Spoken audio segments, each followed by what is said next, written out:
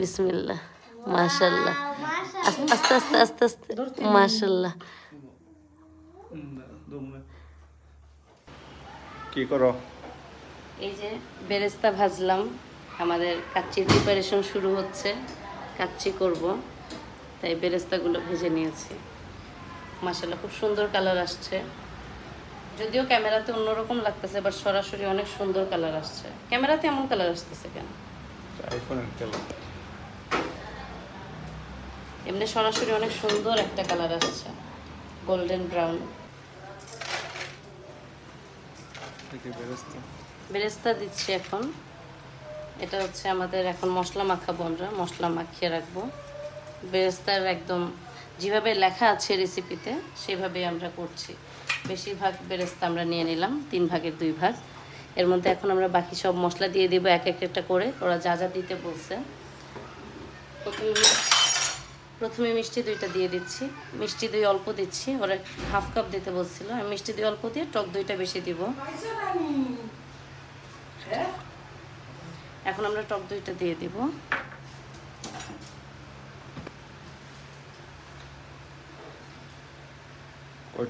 আমরা টক দই দিয়ে দিচ্ছি এখন। আমরা 2টা রেসিপি করতেছি, তাই আমাদের এখানে ডাবল করে যাবে। সো আমরা বেশ খানিকটা, পুরো 1 কাপের মতো টক দই দিচ্ছি।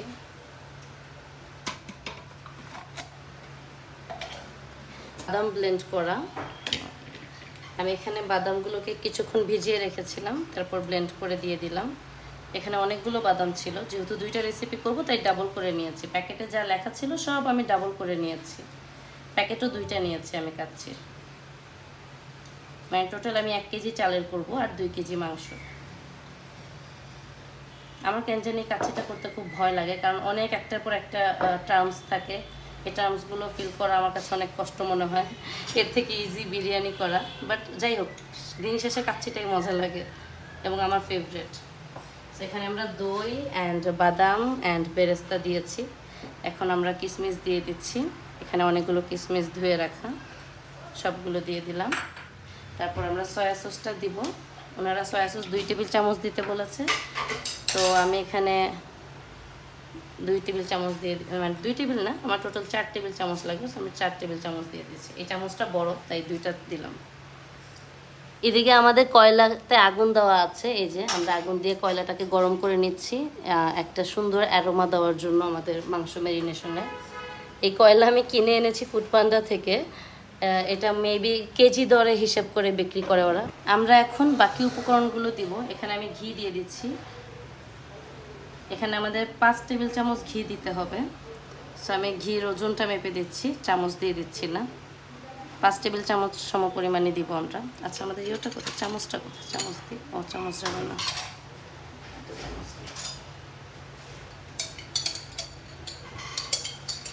ঘিটাই আসলে মেইন, যেহেতু এখানে কোনো তেল যাবে না, তাই ঘিটা পরিমাণ মতো দিলে ভালো আউটকাম আসবে।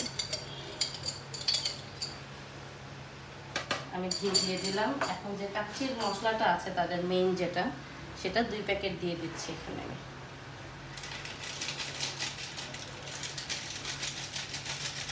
আর ওনারা প্যাকেটে লিখে দিছে যে স্বাদ মতো লবণ দিতে, তো আমি স্বাদ মতো বুঝে লবণটা দিয়ে দিচ্ছি।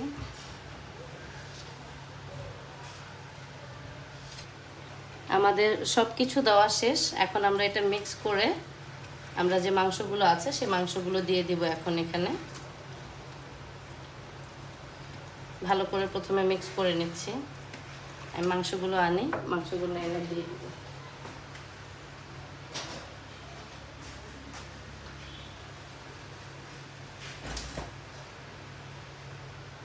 এখানে পুরো 2 কেজি মাংস আছে। প্যাকেটে, একটা প্যাকেটের জন্য 1 কেজি মাংস লাগে। আমরা 2 প্যাকেটের জন্য 2 কেজি মাংস নিয়েছি। আর আমি কাচ্চির জন্য আলাদা বড় বড় পিস করে নিয়েছি। ছোট পিস দিয়েও করা যাবে, তবে বড় পিস দিলে আর কি দেখতে সুন্দর লাগে।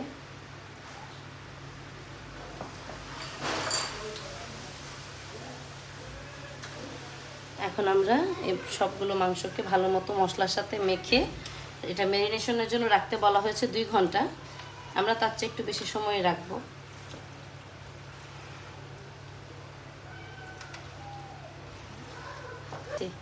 কি মাখাচ্ছ? মধু মধু ম্যারিনেশন ম্যারিনেশন ভালো করে হাত দিয়ে মশলাটা মাংসের গায়ে মেখে দিচ্ছি যেন ভালো মতো মাংসটা ম্যারিনেট হতে পারে। ওকে, এটাকে রেস্ট দিয়ে দাও। এখন আমরা ঢেকে কয়লা দিয়ে দিব মাঝখানে। কয়লা দেখাবা? আচ্ছা, এখন আমরা আমাদের যে কয়লা গরম করেছি সেই জ্বলন্ত কয়লাটা দিয়ে দিব এখন বাটিতে।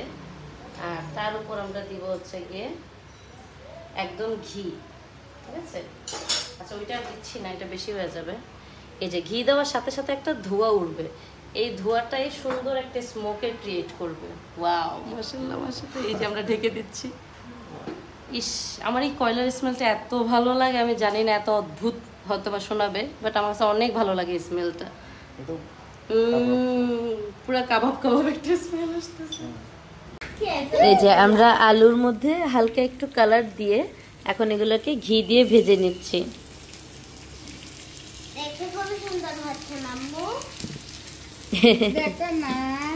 এখন এগুলোকে হালকা ভেজে তারপর আমরা তুলে নিব। এই যে আমরা এখন পানি গরম করে নিয়েছি, এতে এখন আমরা যে গোটা মশলাগুলো আছে সেগুলো দিয়ে দিচ্ছি। এখানে সব কিছু দেওয়া আছে, আর সেই সাথে হচ্ছে আমাদের যে লবণ আছে, লবণ দিতে বলা হয়েছে, লবণও দিয়ে দিয়েছি। এখন এটা ফুটে উঠলে আমরা চালটা দিয়ে দিব, যে চালটা আমরা আধা ঘন্টা ধরে ভিজিয়ে রেখেছি সেই চাল। এই যে এটা বলক চলে আসছে, মানে ফুটে উঠেছে। এখন আমরা চালটা দিয়ে দিব, অল্প অল্প করে চাল দিয়ে দিব। এখন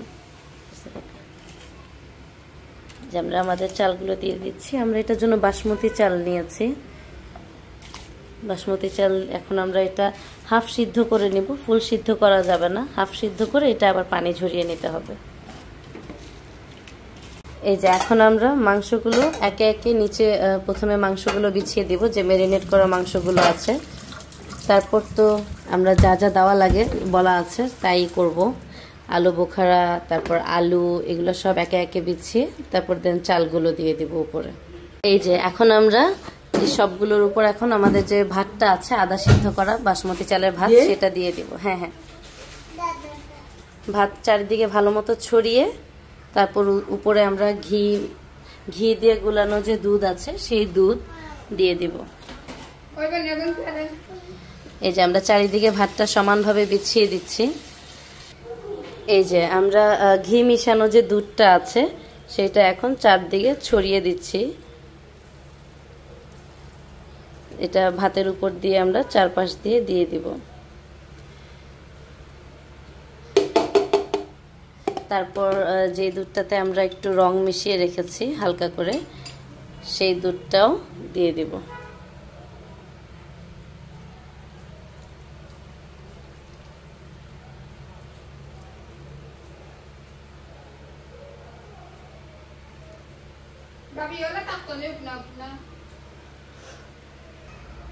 এই যে আমরা এখন কালার মিশানো দুধটাও দিয়ে দিলাম। এখন ওনারা এখানে বলেছেন যে ভালো সুগন্ধ পাওয়ার জন্য একটা স্টিল অথবা কাঁসার বাটিতে করে মিডলে একটু কয়লা দিয়ে তারপর সেই কয়লার উপর একটু ঘি দিয়ে দিতে। তো আমিও তাই করছি, কয়লা দিয়ে একটু ঘি দিয়ে দিচ্ছি। এখন এটা বন্ধ করে দেব। বিসমিল্লাহ। এখন আমরা এটাকে চারপাশ থেকে সিল করে দিব আটা দিয়ে। এখন মোটামুটি বলতে গেলে একটা বিশাল যুদ্ধ করে ফেলেছি। এই পাতিলের চারপাশে আটা লাগাতে গিয়ে মোটামুটি যুদ্ধ হয়ে গেছে আমাদের, একদম অবস্থা খারাপ, মানে আটাটা কোনোভাবে থাকতেই চাচ্ছে না। তবে এখন আলহামদুলিল্লাহ লাগিয়েছি। এখন আমরা অন করে দিয়েছি। এখন হচ্ছে অপেক্ষার পালা। পাক্কা 2 ঘন্টা আমাদের অপেক্ষা করতে হবে, তারপর দেখা যাবে রেজাল্ট। এখন আমরা হাই ফ্লেমে রেখেছি কতক্ষণ, তারপর আমরা ফ্লেমটা কমিয়ে দিব। এই দেখেন আমাদের প্রায় 1.5 ঘন্টার উপরে হয়ে গেছে। এখন আমরা এই যে সাইডের আটাগুলো ছাড়িয়ে ওপেন করব, দেখা যাক কেমন হয়েছে। ইনশাল্লাহ ভালো হবে। আসো আসো, পারবা নাকি হেল্প লাগবে? হেল্প লাগবে? তোমাকে দেখাবো কেন? তোমাকে দেখানোর তো কিছু নেই। ওয়েট ওয়েট ওয়েট, সবাই ওয়েট। বিসমিল্লাহ। আজকে লঙ্গি বাবুর্চি কই? আজকে লঙ্গি বাবুর্চি নাই। মাশাআল্লাহ মাশাআল্লাহ। প্লেট দাও দাও ওটা দাঁড়াও, বেরেস্তা দাও আগে। না গরম নাই তো দেখি দে আংরা বেরেস্তা দিয়ে দাও। যাক, আমাদের লাস্ট পার্ট ফিনিশড, এখন জাস্ট খাওয়ার পালা, শেষ, হামলে পড়ো। দেখাই হ্যাঁ, দেখাবা তো এখন। বিসমিল্লাহ, বিসমিল্লাহ, মাশাল্লাহ, আস্তে আস্তে আস্তে আস্তে আস্তে, মাশাল্লাহ। দমে